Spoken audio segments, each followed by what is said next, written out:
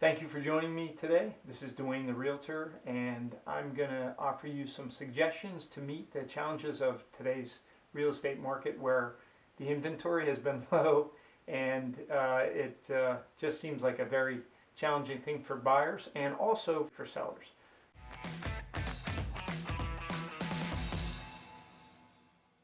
Today's topic is dealing with the shortage of housing in our current market here in metropolitan Pittsburgh. I'm going to cover a range of 5 topics: negotiating an extended closing, adjusting your offers, new construction, renovation loans, and potentially marketing to pre-listed or homes that have not hit the market yet. So first of my 5 topics is negotiate an extended closing time. And for buyers, this means you need to be prepared. What can you do that allows you the flexibility to give a seller more time, maybe up to 6 months? If you're on a month-to-month lease, that's ideal because you can do that. If you can come up with some sort of temporary living arrangement that allows that flexibility, that would be great too. But in marketing you as a buyer to a non-listed home where the seller has some hesitation because of timing, this would be an effective tool. Sellers that need to sell but then need to buy another home are going to be potentially nervous that they're going to face the challenge in buying their next home. They're going to be able to win a bid, or they're going to be competing with multiple offers, and they don't want to be without their next home in selling the one that they currently have. So these are considerations, and an extended closing date may provide the solution. A second solution to the low inventory in real estate is adjusting some of the details of your offer. And this would include some items such as increasing your earnest money. So a larger amount of earnest money may build good faith with the seller that you will see the transaction through to the closing table and that this will end successfully for them. You can also waive inspections or some of the inspections.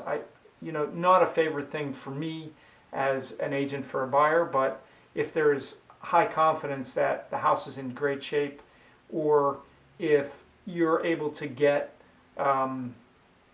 someone there, or if you're a contractor, there are certain circumstances where a buyer is comfortable waiving the inspection. Again, I think maybe a better option to that is reducing the time frame for an inspection.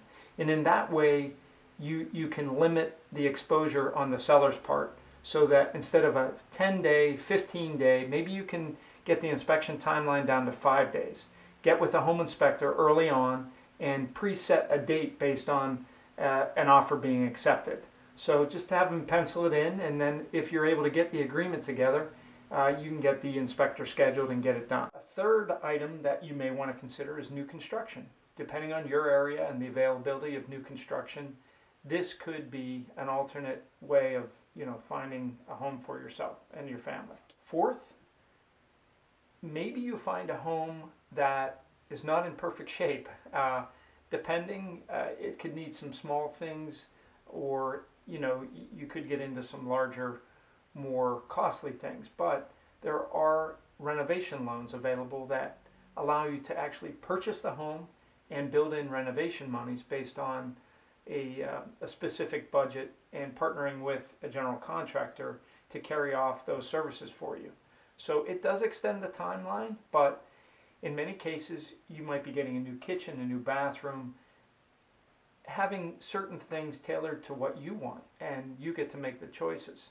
So maybe the sacrifice is worth the investment in that type of a loan and in structuring your purchase in that way.